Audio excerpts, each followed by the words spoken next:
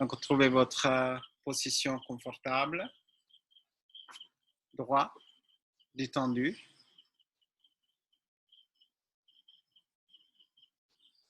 Portez l'attention sur le souffle. Ressentez les sensations et évoquez le maître par Om. Om, c'est le maître, c'est le chemin, c'est l'énergie qui nous conduit vers la connaissance de soi. Inspirez profondément.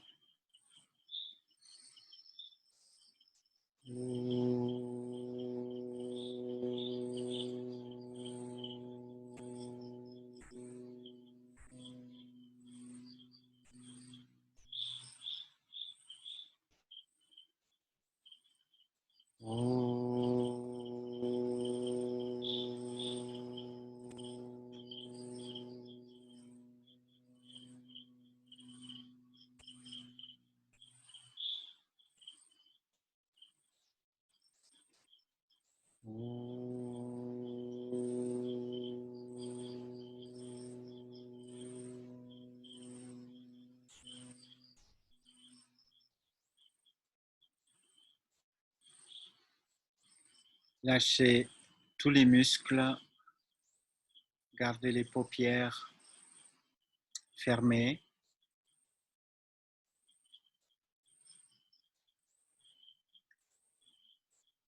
Notre direction de la conscience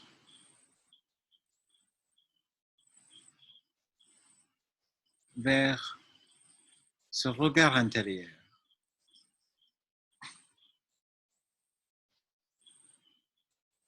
Ce regard intérieur, ce n'est pas avec les yeux.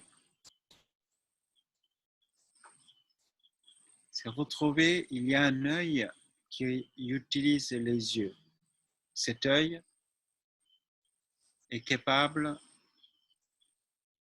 de regarder 360 degrés. Cet œil intérieur est capable de sentir, voir, entendre, goûter et toucher.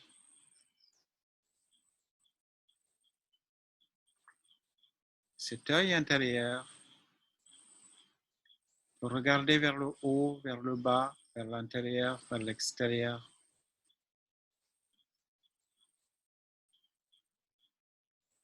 Tout en même temps. C'est l'œil de l'intelligence.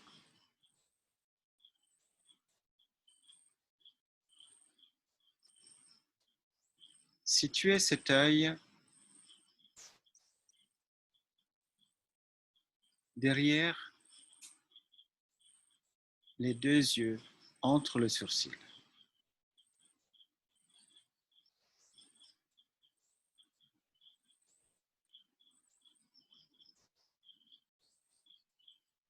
Cet œil et le souffle ont un lien. Cet œil et la pensée ont un lien.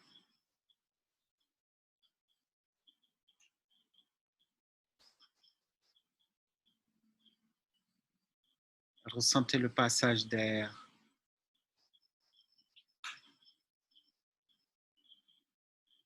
dans les deux narines.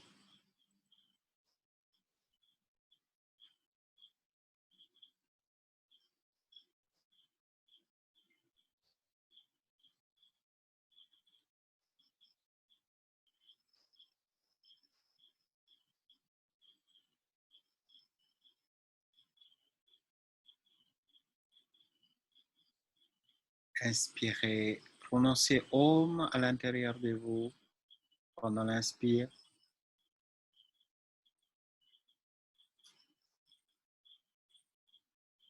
Pendant l'expire, Sivoram.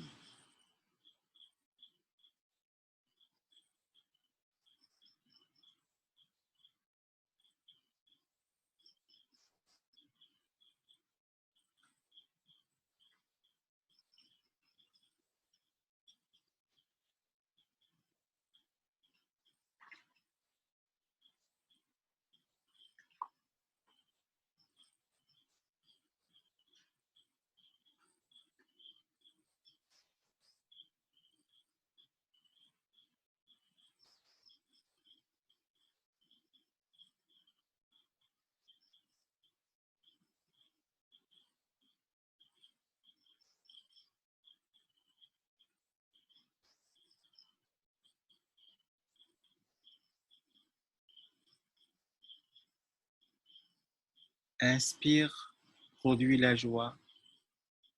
Expire, produit la joie.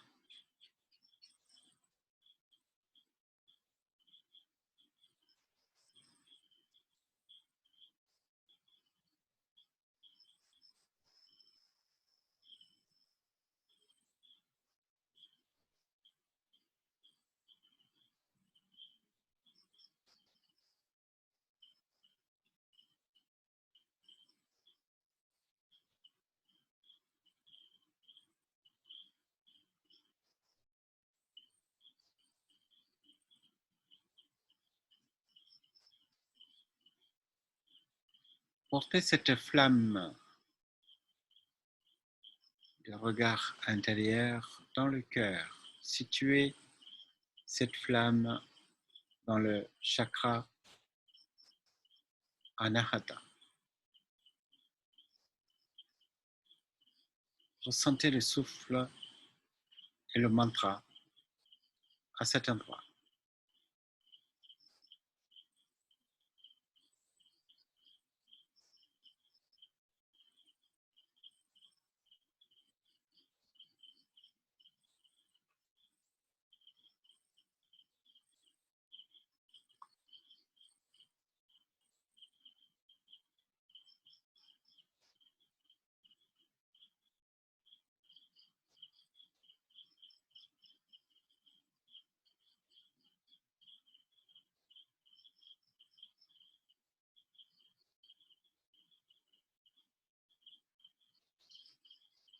Réalisez le monde manifesté et le non manifesté sont inséparables.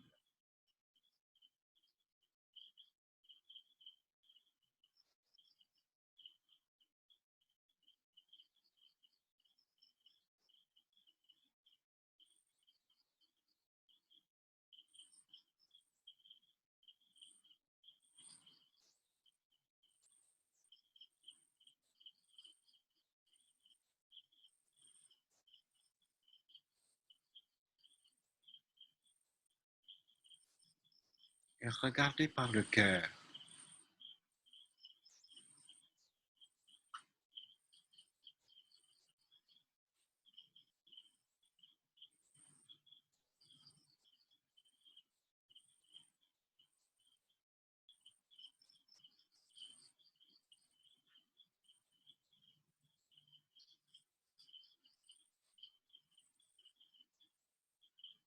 Affirmez l'omniscience à la conscience.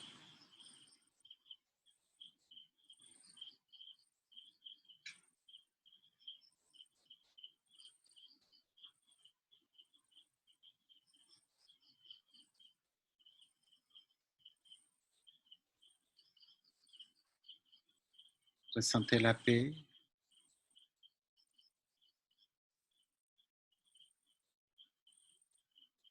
et affirmez que je suis déjà là où je devais être.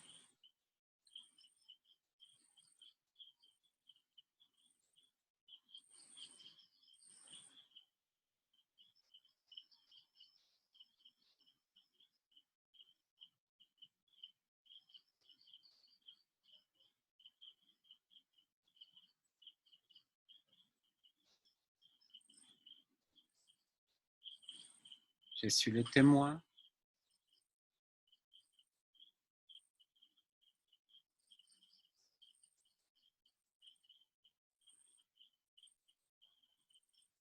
détaché et neutre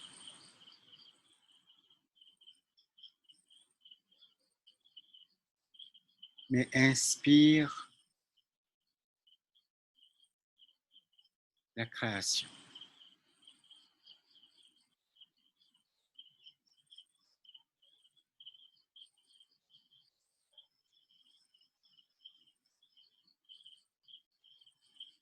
Prenez une grande respiration.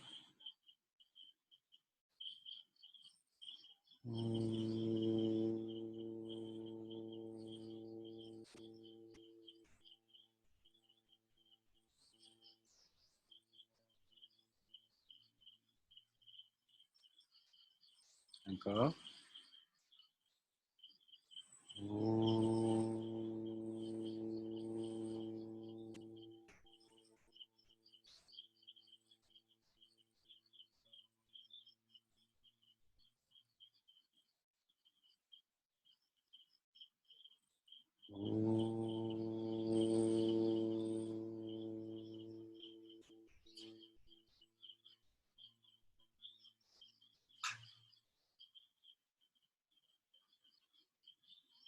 Et puis lentement, revenez. Bougez un petit peu le corps. Ouvrez les yeux. Frottez les mains. Chauffez. Et puis touchez le visage.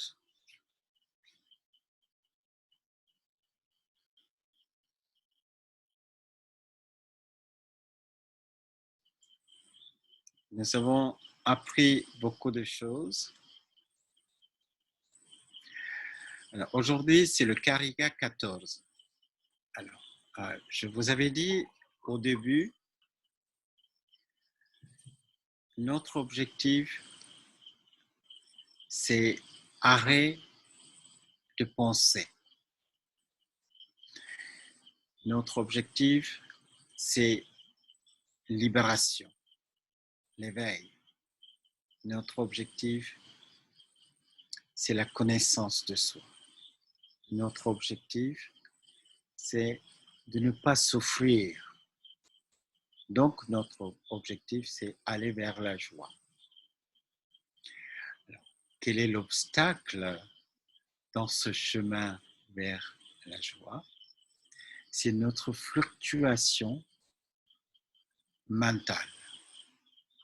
Notre fluctuation mentale, dans le yoga on appelle les vrittis, c'est provoqué par diverses forces. L'instabilité mentale est provoquée par le sattva, rajas, tamas.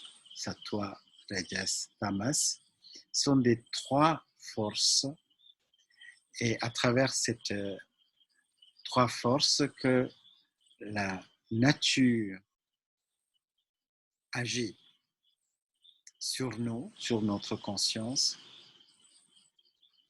et aussi les traces des choses que nous avons vécues alimentent la pensée. Le contenu émotionnel dans les pensées provoque d'autres pensées et l'état intérieur de bonheur ou souffrance va provoquer les actions. Les actions, donc par exemple, je souffre, donc je vais faire quelque chose pour éviter de souffrir, et cette action va provoquer d'autres pensées, ainsi de suite, une action qui nous conduit vers une autre action, et on se coince dans la vie par le karma. Donc le karma devient de plus en plus lourd au cours des vies, au cours des années, et ça devient une accumulation immense et que normalement, par l'effort de la partie consciente de la vie, de notre pensée, il est impossible d'enlever tout ça. Alors, le Samkhya, c'est un chemin qui va permettre à sortir de cette entrave de pensée. Donc, Samkhya nous propose des phrases, des karigas. Et ces karigas sont des remèdes pour l'agitation de la pensée. Il y a un effort que nous allons faire avec la pensée à travers chaque kariga. Et cet effort que vous allez faire qui va produire quelque chose d'inattendu. Qu'est-ce que c'est qui est inattendu? C'est silence intérieur. Alors maintenant, regardez, Karika 14, indications qui établissent que même dans la prakriti non manifestée se trouve contenu les caractéristiques de manifester. Là, cette phrase et tout ce qui suit, comment le lire, comment le pratiquer. Donc, au début, Kapila nous dit, si on arrive à distinguer le prakriti, mula prakriti, la racine productrice, ça veut dire la cause du monde et le monde, et le témoin, s'appelle Purusha. Si on arrive à séparer, on ne souffre plus. Alors, moi, je voudrais que vous compreniez le mécanisme. Le mécanisme, comment ça opère. Vous voyez une grosse vague qui vient vers vous et vous allez dire que c'est de l'eau. Et quand vous regardez l'eau, et vous allez regarder en disant que cette eau peut prendre la forme d'une grosse vague. La vague, c'est le manifesté, l'eau, c'est le non manifesté. Et il y a des choses qui sont similaires dans les deux, il y a des choses qui ne sont pas similaires dans les deux. Alors, qu'est-ce qu'on oblige notre faculté intérieure quand, à travers cette phrase, à travers cette étude, quand nous sommes face au monde, ça c'est les vagues. Et nous, on va obliger notre pensée de penser de quelque chose qui est au-delà de diversité de ce monde. Voilà, c'est ça. C'est-à-dire, le monde se manifeste en milliards de façons. Il y a des couleurs, il y a des formes, il y a des gens qu'on aime, il y a des gens qu'on n'aime pas. Mais c'est incroyable la fluctuation qui est provoquée par cette diverse manifestation. Et quand on est face à cette réalité, écoutez bien, normalement, nous sommes que dans cette façon, on regarde, voilà, il y a des choses qu'on aime, il y a des choses qu'on n'aime pas, il y a des belles choses, il y a des moins belles choses, il y a des choses qu'on a des liens affectifs, il y a des choses qu'on n'a pas des liens affectifs, ainsi. Et cette monde manifesté fait des fluctuations sans cesse dans notre esprit. Et cette qualité, c'est normal. Et donc, on va éduquer notre pensée de regarder derrière cette manifestation. Il y a quelque chose qui est au-delà de toute cette diversité. Et en même temps, tout ce que je vois dans ce monde est présent dans la cause du monde. Ok, jusque-là, c'est bon. Regardez. L'existence dans le non manifesté, prakriti, des caractéristiques non séparables et attestées par la constitution même de non manifesté en 3 gunas. Alors, attention, maintenant, on va mettre des mots qu'on avait déjà regardés. Donc, les trois gunas les trois gunas sont présents dans le non manifesté. Et on ne peut pas séparer les trois gunas de non manifestés. Et en même temps, on ne peut pas séparer les trois gunas de manifestés. Donc là, qu'est-ce qu'on est en train de dire? On est en train de dire que les gunas, on ne peut pas séparer de Mula Prakriti, c'est-à-dire la cause du monde, on ne peut pas séparer. C'est-à-dire, quand j'avais pris cet exemple, quand vous regardez une prise électrique, il y a trois points. Le plus ou le moins, le neutre. Et l'électricité se présente toujours dans cette phase. Alors, on ne peut pas dire, OK, les trois sont un, donc on va brancher les trois ensemble. Dans ces cas, ça va faire une explosion.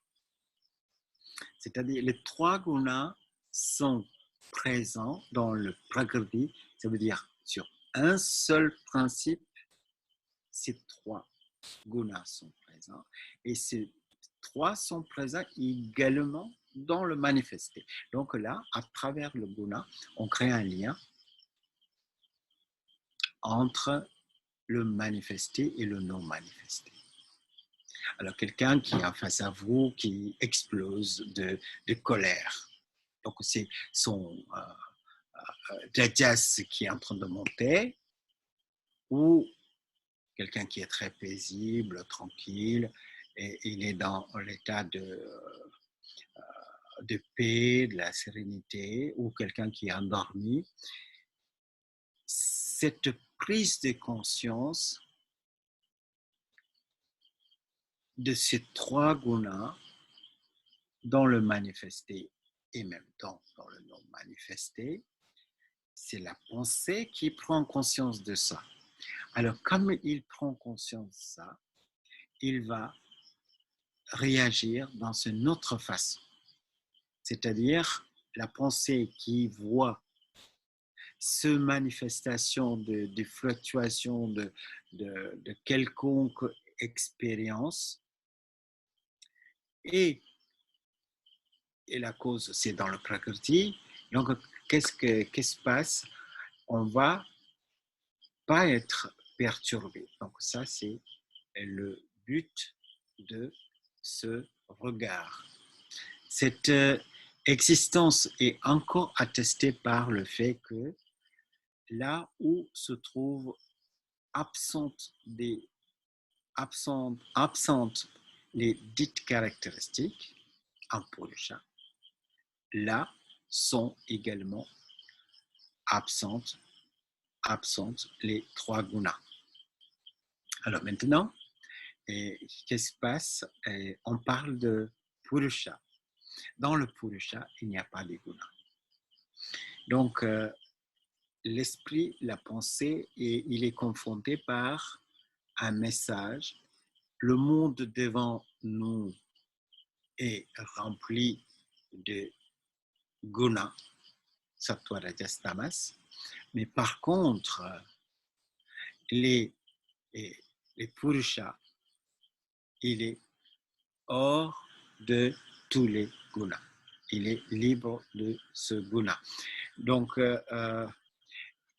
nous, incarnés, s'identifient au corps aux 23 principes. Identifiés aux 23 principes, vous savez, donc les 5 sens de perception, les 5 sens d'action, les 5 sensations, et les facultés intérieures, l'intellect et l'ego, manas, tout ça, on s'identifie à ça. Alors, donc, les corrections, donc tout ce que vous apprenez, donc votre pensée qui va tenir compte de toutes ces informations, comment il va réagir face au monde? Il va donc l'incarner, donc moi, donc l'ego, je suis avec cette information, je vois devant moi un monde agité, mais quelque chose que je ne sais pas, ça c'est le Purusha, c'est le fond de moi-même, ce que je suis vraiment, il est entièrement pas touché par cette agitation. Alors, le Samkhya nous demande de regarder en deux directions. Un côté agitation, l'autre côté absence d'agitation. Alors, ça nous permet, cette prise de conscience nous permet de, un côté détachement par rapport à toutes les expériences qu'on vit tous les jours, tout le temps d'ailleurs, mais toutes les expériences, ça peut être aussi expérience interne, ça veut dire nos réactions émotionnelles vis-à-vis de la pensée ou bien nos réactions vis-à-vis des sensations sensorielles. Quelqu'un qui est face à moi, qui me dit quelque chose, donc là, il y a une perception qui me provoque une pensée, et cette pensée qui provoque une émotion, ainsi de suite. Tout ça, c'est le guna. Et il y a un autre principe qui est Purusha, en dehors de ça. Ça veut dire l'éducation de la pensée, éducation de notre intellect, éducation de notre ego, c'est quoi? Et il comprend, en fait, nous-mêmes, on comprend, si vous regardez comme ça, on est agité. Si vous regardez comme ça, on n'est pas agité. Si vous regardez comme ça, il y a un monde visible, avec plein de couleurs, plein de sensations, plein de dualités. Et derrière, il y a un non-dualité. Ça, c'est Mula Prakriti. Et derrière mes agitations, il y a les témoins uniques. Donc, où on veut arriver, ce détachement qui se passe par cette prise de conscience qui nous amène à projeter une entité. Projeter, parce que ce n'est pas visible. On avait déjà vu le mot la projeter, on ne peut pas le voir. Quelque chose invisible qui provoque ce monde, c'est la cause du monde. Et quelque chose encore unique qui éclaire. Donc, en fait, on va quitter le 23 principe et on va retrouver Prakriti et Purusha. Mais quand cette séparation d'attention vers un côté invisible, complètement noir et obscur, le Maya, le principe de cette illusion qui provoque ce monde, c'est le magicien. On ne connaît pas, hein? Donc quelqu'un qui est là, qui provoque ce monde, et je ne le connais pas. Je dis, il y a quelqu'un, c'est Mula Prakriti. On attribue cette notion de féminité. Et puis, l'autre côté de Purusha, on attribue la notion de masculin. Ces deux, donc d'abord deux, mais ces deux s'unissent où? S'unissent à moi. Donc, je suis l'union de Shiva Shakti. Et là, le monde disparaît. Le monde disparaît parce qu'on porte attention sur les deux qui sont invisibles. Et une fois qu'on a compris Prakriti et Purusha sont le pile et face du même principe, et là, le monde réapparaît une fois qu'on a réalisé que je suis l'union de Shiva Shakti, je suis l'union de Prakriti et Purusha. Je regarde le monde et je remarque, en fait, tout est l'union de Shiva Shakti. C'est-à-dire, nous avons fait un boucle. C'est ce boucle, ça veut dire on commence par une qualité de vie que nous avons où nous sommes sans cesse agités par les fluctuations sensorielles, les fluctuations de la pensée. Et là, c'est la souffrance. Là, on ne s'en sort pas. On ne peut pas s'en sortir. Plus que je fais quelque chose, ça provoque encore des agitations. Donc, à travers le Samkhya, d'abord, il y a une séparation. Je sors de ce monde. C'est-à-dire, quelque chose qui vient agiter, ça m'agite. Et puis, je dis, là, c'est la manifestation de quelque chose qui n'agite pas, que je ne vois pas. Ça, c'est le Mula Prakriti. Et de l'autre côté, je crée la possibilité d'un témoin, conscience, qui est complètement libre de toutes les agitations. Et c'est quand ces trois sont présents, l'individu n'est plus ébranlé par la manifestation. Et il va vivre, il va retrouver son centre une fois qu'il a senti, je suis la conscience et énergie, avec cette prise de conscience qu'il revient regarder le monde. Là, le prakriti, le monde, le prapancha, le monde manifesté, peut faire autant d'agitation qu'il veut. On n'est pas ébranlé. Voilà, c'est ça le but de notre étude. Alors, continuons. De plus, cette existence de dites caractéristiques dans le non manifesté est à nouveau confirmée par le fait que l'effet est de même essence que sa cause. Alors, si vous voulez, de début jusqu'à la fin, nous allons répéter ça. Nous allons répéter ça dans toutes les sciences générées ici. Et on va sans cesse éduquer notre pensée pour qu'on arrive à voir l'invisible dans le visible. Purusha, en tant que Purusha.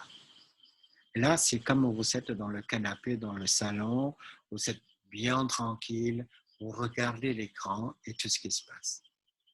Voilà, c'est ça l'invitation. Donc, regardez le monde et chaque fois, dans chaque expérience, déterminer Purusha, Prakriti et le monde manifesté. Et obliger votre esprit d'intervenir. Voilà, ça c'est manifesté. Ça c'est manifesté, mais c'est le non manifesté, c'est derrière et c'est vu par Purusha qui est détaché de tout. Ainsi que vous pouvez transformer chaque instant de votre vie en méditation. Donc, je vous invite de lire et relire et encore, jusqu'à ce que ça devienne clair et très, très clair. Et ça veut dire, c'est comme vous martelez cette idée encore et encore pour sortir de certaines réactions programmées. Parce qu'on est éduqué pour réagir dans certaines façons devant certaines situations. Donc là, maintenant, nous sommes en train de nous rééduquer pour réagir ou pas réagir, observer. Merci.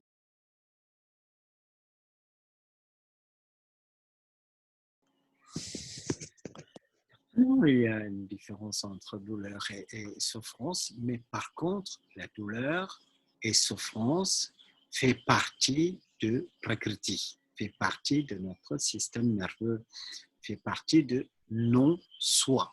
Voilà, c'est ça la distinction qu'on doit faire.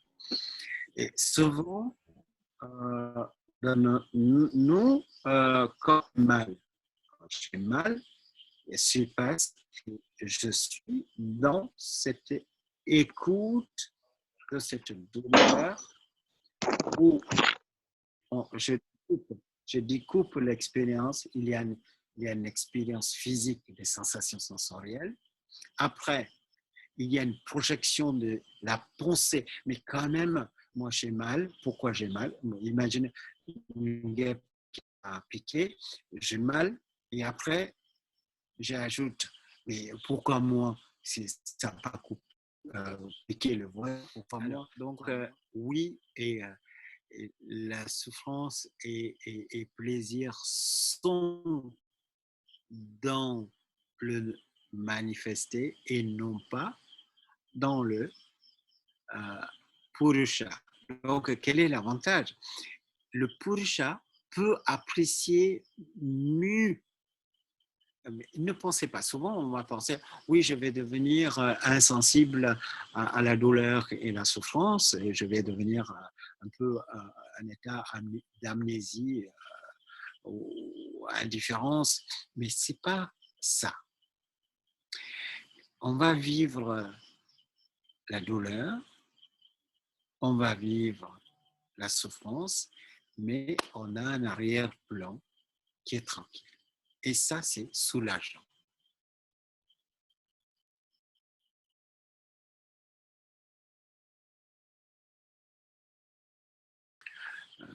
Vous voyez ça comme une possibilité d'amélioration. En fait, en disant ça, c'est une forme d'analyse que je proposais. Et quand je regarde moi comme poussière des étoiles, j'ai des milliards d'années d'histoire derrière moi. Bon, le contenu de mon corps, tous les atomes, tous les contenus énergétiques, là, c'est le serpent. C'est la force cosmique. Ça, c'est une coupe de compréhension. Et après, le sacré, c'est complètement une autre description de moi où je suis l'être transcendant. Donc, ces deux c'est sacré, c'est la lumière intense, le maximum possible, et l'autre, c'est l'obscurité totale. Le serpent, pourquoi on appelle serpent? Parce qu'il ne réfléchit pas. Quand il veut piquer, il pique. C'est les forces de la nature, c'est comme ça agit. Une météorite, quand ça tombe sur Terre, il ne va pas regarder si c'est la maison de quelqu'un ou c'est quel continent. C'est 100% inconscient. Et l'autre côté, c'est 100% conscient. Et entre ces deux, il y a les différents grades de possibilités. Mais on est tout en même temps.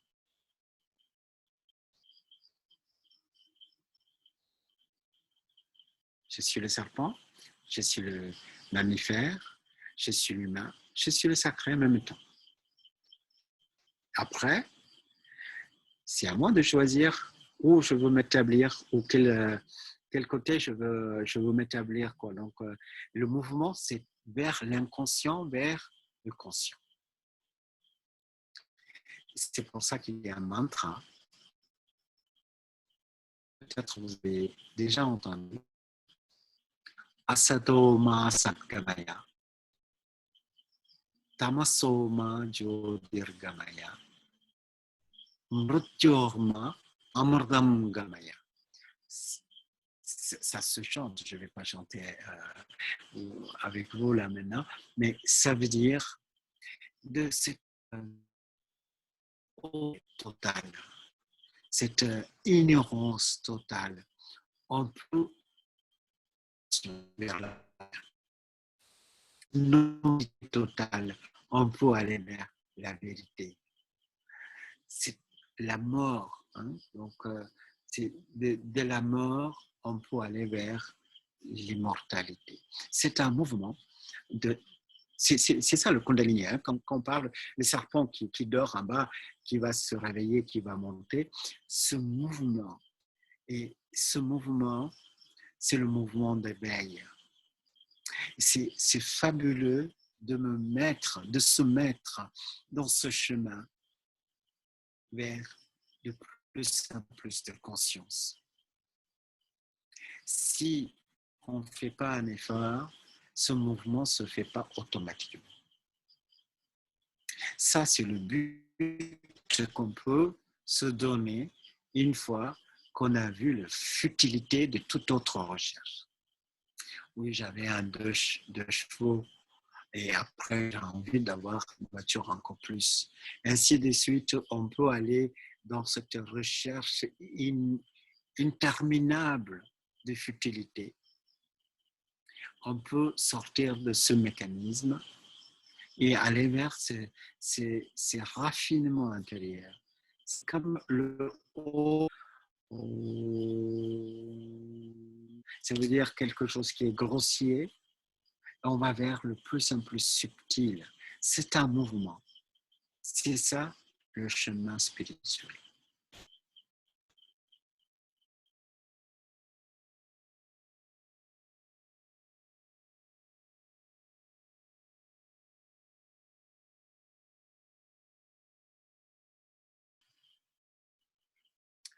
Alors, pour le chat, il n'est pas les vagues. Pour le chat, il n'est pas l'océan. Pour le chat, c'est celui qui regarde.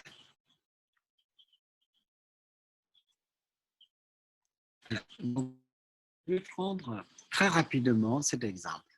Et ça a été utilisé chez les philosophes. Hein. Une rivière. Imagine une rivière. Quelle liberté que cette rivière a? Simplement la liberté de couler vers l'océan. Mais dans cette rivière, il y a un bateau. Mais quelle liberté que ce bateau qu'il a. Le bateau peut aller d'un rivage à un autre, ou ça peut monter ou descendre dans les cours. Donc, il y a plus de liberté. Le troisième, c'est un oiseau qui regarde le bateau dans la rivière.